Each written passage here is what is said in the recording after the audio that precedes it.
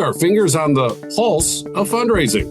I'm Bill Stanczykiewicz. This is the first day from the fundraising school, and I am delighted to welcome back Lindsay Marciniak, Managing Director of CCS, a national and international consulting firm located across the United States, including in my hometown of Chicago, where Lindsay is located. And Lindsay, so good to have you back with us on the Fundraising Schools podcast. Thank you, Bill. It's great to be here. This is certainly an exciting and ever-changing time when we think about the landscape of philanthropy today. So let's first just talk about the report before we get into some of the findings.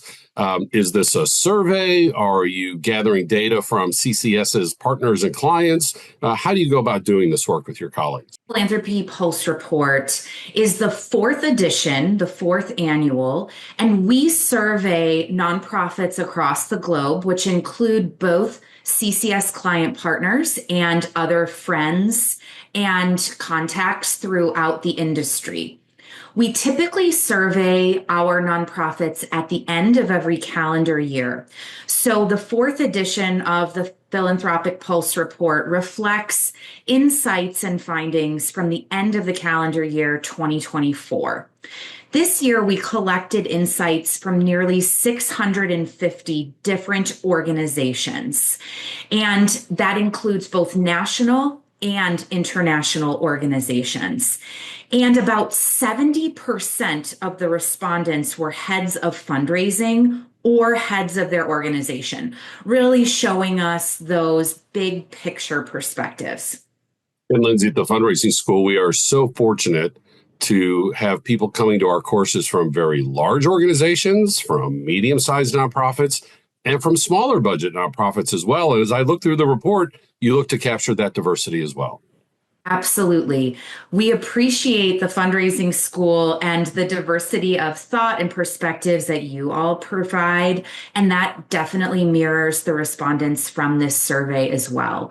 We have individual organizations with budget sizes across the board, which really does give us a nice understanding of trend lines and unique aspects of different organization sizes. So there are a lot of good learnings in here for everybody, regardless of your budget size. Lindsay, this year, as you and your colleagues crunched those data, what really stood out? What were some of those findings that caught your attention? Nearly 2/3, exactly 62% of participating organizations saw revenue growth in 2024 when compared to the prior fiscal year. And of those who saw revenue growth, about 30% saw revenue growth of 10% or more, which gives a nice indication of a larger trend, which is that philanthropy is quite resilient. Say more about that in terms of what was happening out in the world, in terms of the economy with natural disasters happening, resilient in what context? So the first thing we know is that when we look at the Giving USA data across the decades, we see that philanthropy takes shorter or less dramatic swings when compared to the markets, the S&P 500 or other more volatile, more ever-changing measures.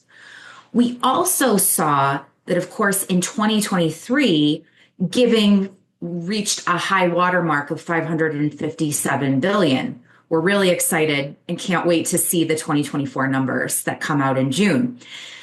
That said, we know philanthropy is certainly changing. We know that philanthropy is alive and well, and giving is increasing. We also know that we see this overall trend of dollars up, donors down.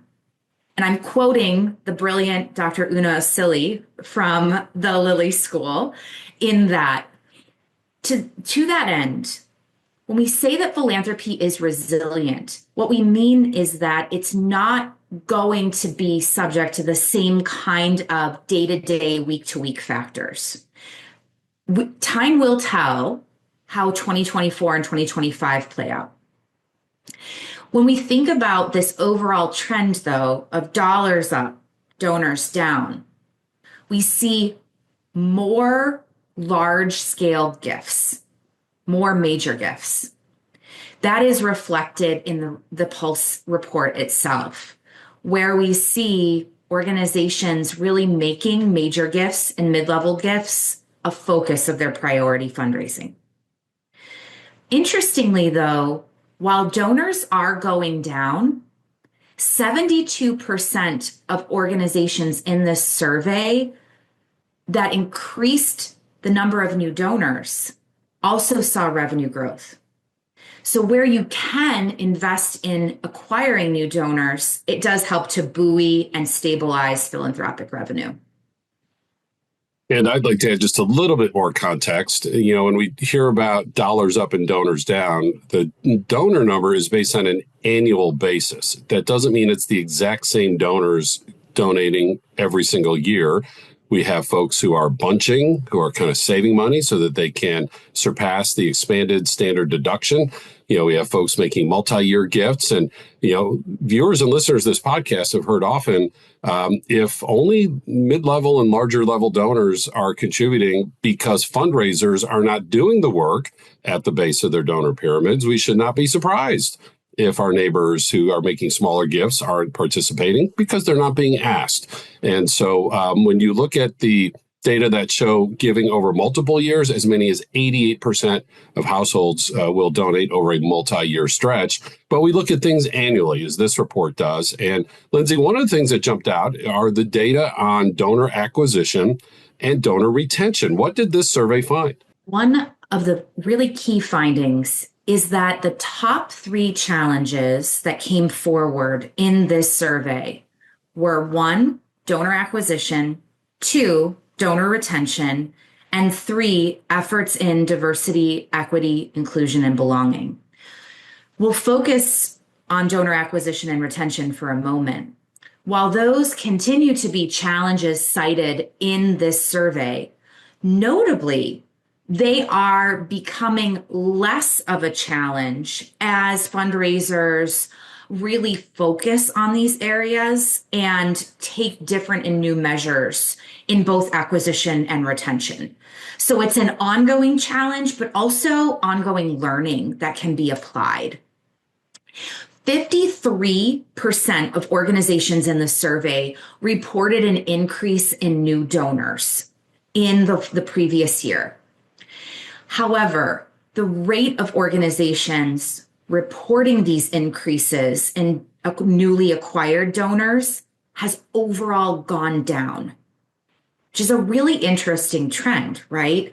It was a good year in acquiring donors for about half of the organizations, but on balance, donor acquisition is still not providing enough year over year new donor opportunities.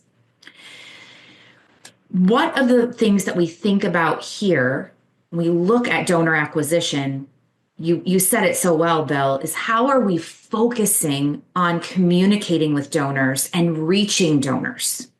Donors at what we call the bottom or maybe the foundation of the donor pyramid are really critical to building long-term sustainability.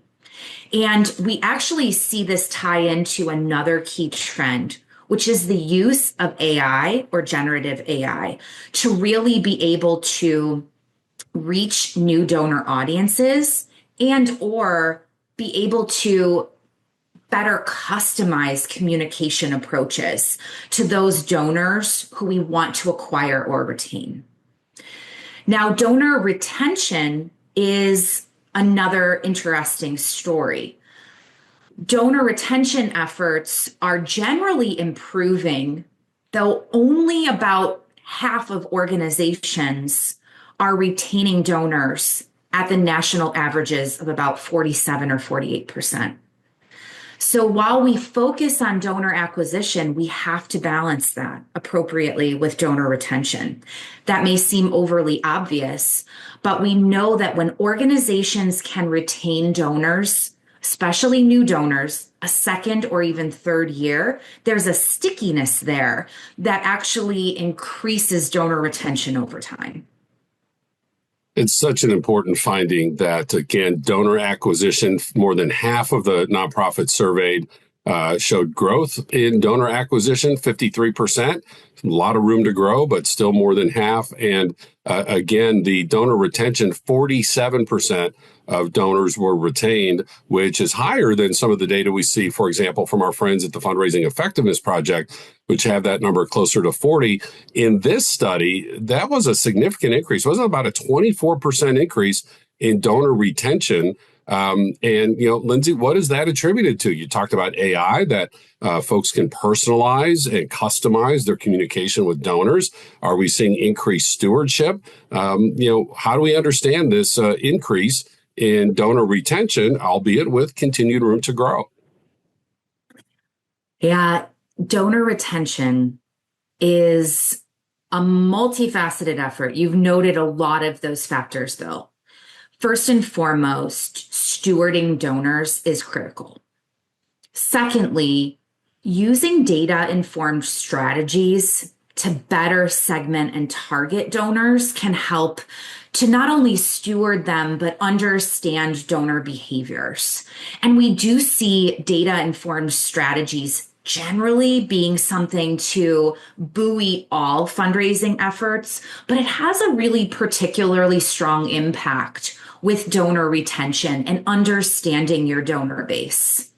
And then we also see the opportunity for deeper, more personalized communication and understanding donors and donor segments as a way to help best meet donors where they are, which are key factors, all of the above, in donor retention. So when we think about those donor retention efforts, though, I want to offer another really notable trend, which is diversification of fundraising streams and revenues. Because understanding donor retention is necessary not with any one segment or any one donor type. It has to happen across the board in order to build sustainability and diversity of revenue across individual donors, institutional donors, and others. And that could be new revenue streams or existing ones. So folks are looking to diversify in what's called balanced revenues. And we need to keep in mind that in our $3 trillion U.S. nonprofit sector, about half the money is earned income, about 1/3 from the government, at least for now, and then about 16% philanthropic fundraising. The more diversification, the better. Now, Lindsay, during the worst days of COVID, many of us were all online all the time, and that really brought a lot more attention to digital fundraising. And we know from our friends at the Giving Institute, Rick Dunham's work, that all four generations, if we think about X, Millennial, our Boomers and our Gen Z, that more than half of all the generations are giving online. And in fact, the Boomers are giving the most gifts online, which was an interesting finding there. Your study has some interesting findings about what's happening with digital fundraising. What did you and your colleagues discover? So the first thing to say about digital fundraising is that overall, we know that multi-channel efforts, especially for annual giving, is really critical because digital fundraising becomes a manifestation of sometimes multiple touch points across different paper channels, electronic channels, and even personal outreach. So when we think about digital fundraising, I think it's important to recognize that it's not only digital outreach that helps to see this. One thing to note is that 40% of respondents in our survey are acquiring and retaining donors through targeted digital communications. So this is one of those key tactics that we discussed when thinking about those overall acquisition and retention efforts. Additionally, we see that post-pandemic fundraising has in fact really deepened connections through digital innovations, social media outreach for communication, opportunities to build out those infrastructures. And the fundraising practices that have been adopted since COVID, digital giving, in fact, did increase from 2022 to 2023. But in 2024, we saw a drop. And so when we look at those digital practices, we need to ask ourselves, what's an infrastructure aspect? What's a communication aspect? What's a fundraising aspect? Because there's many ways to look at these trend lines, but to understand that it is changing based on the respondents of this survey.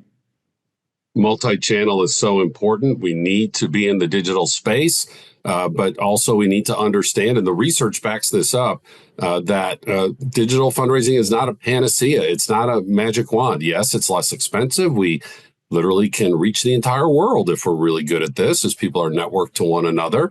Many of the gifts are often smaller. We see a decline in digital in this particular study from one year to the next. People are continuing to hunger for in-person engagement with nonprofits, with digital still being an important part of that tapestry in our relationships with donors. Lindsay Marciniak. Oh, yes, Lindsay, please go ahead. Bill, if I can go back for a moment, I want to address your note on the different generations and how different generations are using digital. The survey did show us some further insights along the intersection of generations and digital giving. While digital giving and digital outreach has become less of a focus in this survey respondents in 24 versus 23 and 22, 63% of survey respondents in 2024 are using digital or social media campaigns. So it's important to note that while digital may be changing, it's still very much a critical outreach component. And we know that it is both a communications tool and a way to get engaged as a complementary opportunity, especially for millennials and Generation Z who want to do more than just give. They want to participate in advocacy, outreach, volunteerism. And so digital strategies provide the inroads for not only digital giving, but other opportunities to get engaged. Lindsay, thank you so much for adding that additional context. At the fundraising school, we teach that, the first word in social media is social.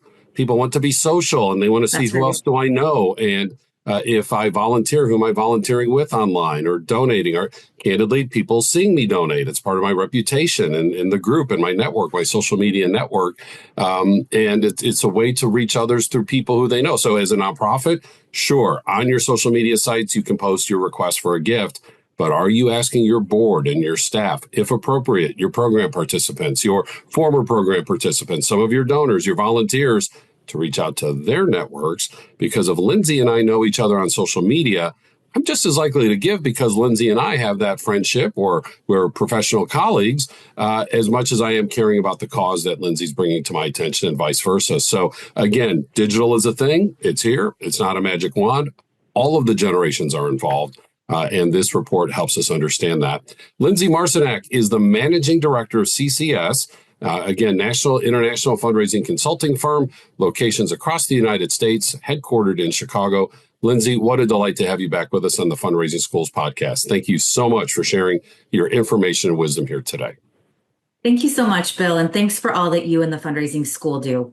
And in our Fundraising School courses, wherever possible, the content is research-based, evidence-based. It's not just successful fundraisers teaching, telling their stories, although they are and they do that, but they do so in a way that magnifies, amplifies what the data and the research are telling us. That's why our alumni, 80% of them tell us that they raise more money after coming to the fundraising school because of the depth and the texture of our courses. Public courses, 25 in all, leading to 5 different certificates in person or online. Same thing for our custom training, where we can bring an entire course just to you or take some parts of courses and knit them together in a tailored way just for your nonprofit. We have quarterly webinars and these weekly podcasts, and all of our knowledge is gathered in our textbook, Achieving Excellence in Fundraising, the book now out in its 5th edition. Where do I find all of this? You're saying to yourself, easily at go.iu.edu/TFRS